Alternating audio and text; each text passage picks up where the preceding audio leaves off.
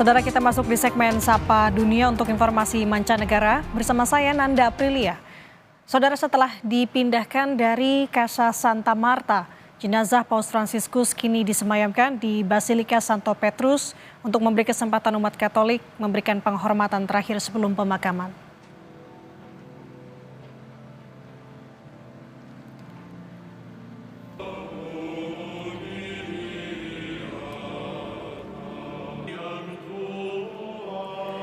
Jenazah Paus Fransiskus yang terbaring dalam peti terbuka dibawa dari kapel Casa Santa Marta, kediamannya selama menjalani misi kepausan di Vatikan, ke Basilika Santo Petrus.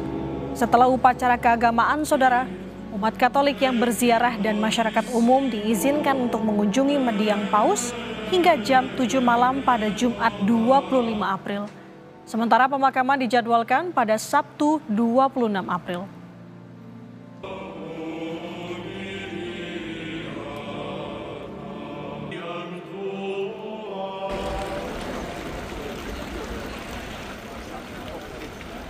Basilika Santa Maria Maggiore akan menjadi tempat peristirahatan terakhir pemimpin tertinggi Gereja Katolik sekaligus Kepala Negara Vatikan, Paus Fransiskus.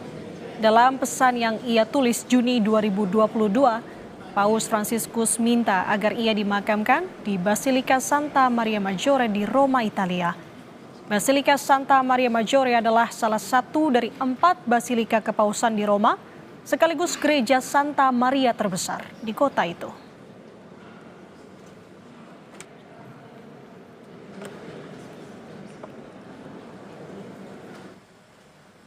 Jenazah Paus Fransiskus telah dipindahkan dari kediamannya di Casa Santa Marta dan kini disemayamkan di Basilika Santo Petrus.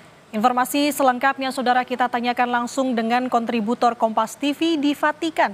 Ada Antonius Agnindito yang saat ini sedang antre bersama dengan peziarah lainnya untuk bisa melihat jenazah Paus. Anin, selamat pagi waktu Jakarta. Saya sudah melihat di belakang Anda, sudah ada antrian juga. Bisakah Anda gambarkan kepada kami bagaimana situasi di sana? Baik, Nanda, ya, selamat pagi waktu Indonesia, selamat pagi juga subuh waktu di sini. Memang di sini suasananya sangat-sangat ramai, juga memang seperti kita sudah ketahui, semenjak wafatnya Bapak Suci Paus Fransiskus banyak sekali peziarah yang datang ke sini. Ini terlebih lagi semenjak dilaksanakannya pemindahan jenazah Bapak Suci Paus Fransiskus dari tadi pagi dari kediamannya hingga ke dalam Basilika Santo Petrus. Memang sekarang Basilika Santo Petrus sendiri dibuka untuk umum, untuk para publik, sehingga para publik bisa melihat dan memberikan salam perpisahan terakhir kepada Bapak Suci Paus Fransiskus. Seperti yang sudah saya sampaikan sebelumnya, hari ini dibuka dari jam 11, namun sebelumnya saya sampaikan bahwa dibuka sampai jam 24. Tetapi karena sekarang ini ada animo yang sangat besar, membludak, animo dari masyarakat, animo dari masyarakat untuk datang, sehingga Vatikan memutuskan untuk menambahkan jam pembukaannya hingga malam hari ini akan buka sepanjang malam. Jadi memang begitu, Nanda, memang ada di sini suasananya sangat-sangat animonya sangat besar untuk memberikan salam perpisahan terakhir kepada Bapak Suci Paus Fransiskus. Jadi begitu, Nanda, ini sangat ramai di sini seperti bisa dilihat di belakang saya. Oke, baik. Dengan animo yang sangat tinggi untuk melihat peti jenazah Paus Fransiskus dibuka seharian penuh. Nah, ini sampai kapan rencananya akan dibuka ini, sampai dengan penutupan peti atau seperti apa, Anin? Baik, Nanda, memang rencananya adalah Bapak Suci Paus Fransiskus atau jenazah beliau bisa dikunjungi atau bisa diberikan salam terakhir oleh para peziarah hingga hari Jumat pukul 7 malam setempat sini.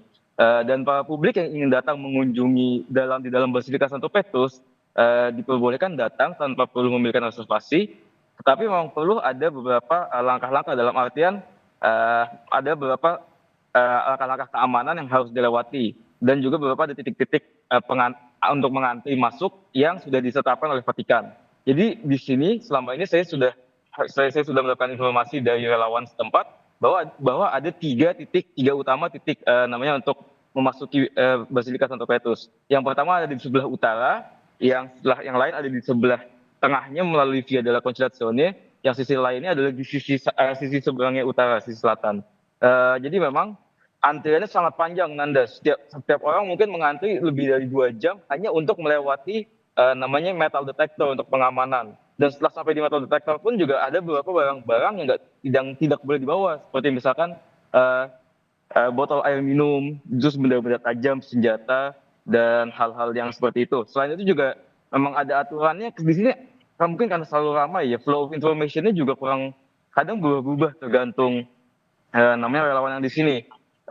Tapi dari informasi yang saya dapatkan, memang tidak boleh juga membawa tripod ke dalam basilika, kecuali memiliki izin khusus. Jadi memang orang-orang dan para peziarah yang datang ke sini, sebagian besar tidak membawa benda-benda tersebut, karena memang tidak boleh. Tadi juga di luar botol-botol semua disita, botol besi maupun botol plastik. Begitu, Nanda. Oke, terlihat juga sebenarnya dari Anda yang tidak membawa tripod, ini menggambarkan bagaimana pengamanan di sana, Iya. meskipun dengan memang antusias tadi yang cukup ramai. Nah, Anin, bisakah Anda jelaskan kepada kami nanti alurnya seperti apa, karena kesempatan untuk bisa melihat peti dan Paus Fransiskus sampai dengan hari Jumat nanti, karena di hari Sabtunya sudah harus dibawa ke Basilika Santa Maria Maggiore. Nanti seperti apa alurnya, Anin? Iya, betul. Memang untuk setiap publik atau peziarah yang ingin datang mengunjungi Basilika Santo Petrus untuk berikan salam terakhir kepada Bapak Suci Paus, alurnya adalah pertama memang harus mengantri melalui titik-titik yang tadi saya sebutkan itu. Ada kurang lebih 3 atau 4 titik utama. Titik itu melalui yang salah satunya ada di pintu utara, selain itu di pintu utama depan melalui Via della Conciliazione, dan di sisi selatan. Itu begitulah informasi yang saya dapatkan. Memang di situ ada antriannya sangat-sangat panjang, Nanda. Kurang lebih bisa sampai 2 jam hanya untuk mengantri masih di luar.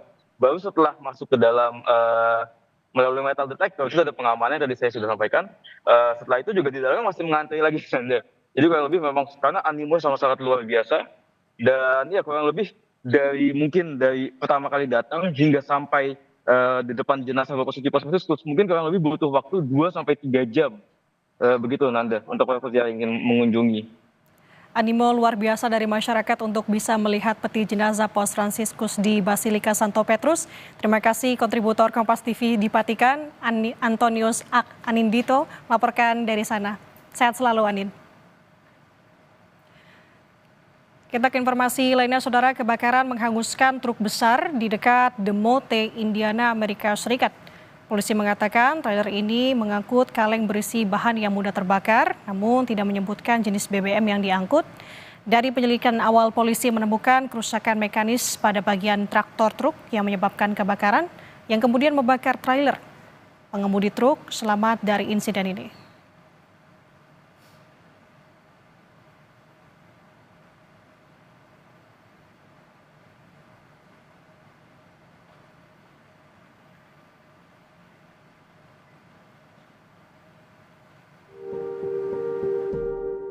Kabar duka tersiar dari Vatikan. Paus Fransiskus, pemimpin tertinggi Gereja Katolik Roma, Senin lalu wafat dalam usia 88 tahun. Carissimi fratelli e sorelle, con profondo dolore devo annunciare la morte del nostro Santo Padre Francesco. La sua vita tutta intera è stata dedicata al servizio del Signore e della sua Chiesa. Ci ha insegnato a vivere i valori del Vangelo con fedeltà, coraggio e amore universale, in modo particolare a favore dei più poveri ed emarginati. Paus Fransiskus wafat sehari setelah menemui ribuan umat yang memadati alun-alun Santo Petrus, Vatikan. Berkat yang disampaikan Paus dari balkon Basilika Santo Petrus Minggu 20 April 2025 adalah berkat terakhirnya untuk dunia. Saat itu, Paus kembali menegaskan pentingnya membangun dialog demi hadirnya kedamaian di dunia. Kesederhanaan dan kerendahan hatinya menjadikan Paus Fransiskus sebagai sosok populer di seluruh dunia.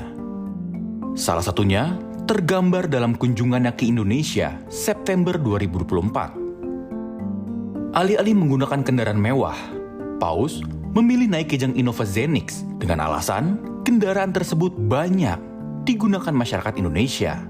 Kesederhanaan memang tak terlepas dari keseharian Paus Fransiskus. Jadi beliau itu agung, mulia, bukan karena kekuasaan yang beliau punya sebagai kepala negara.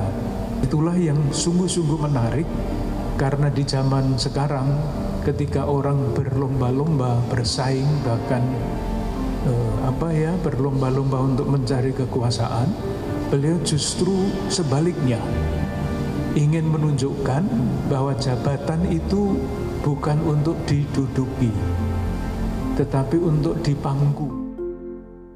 Selama melayani, Paus Fransiskus banyak melakukan terobosan. Paus menggunakan kepausan untuk mengedepankan pesan pastoral tentang inklusi radikal, suara untuk kelompok terpinggirkan dan kaum miskin. Kerukunan dan solidaritas juga tak lepas dari perhatian Paus. Saat di Indonesia, Paus Fransiskus bahkan memuji semboyan Bhinneka Tunggal Ika.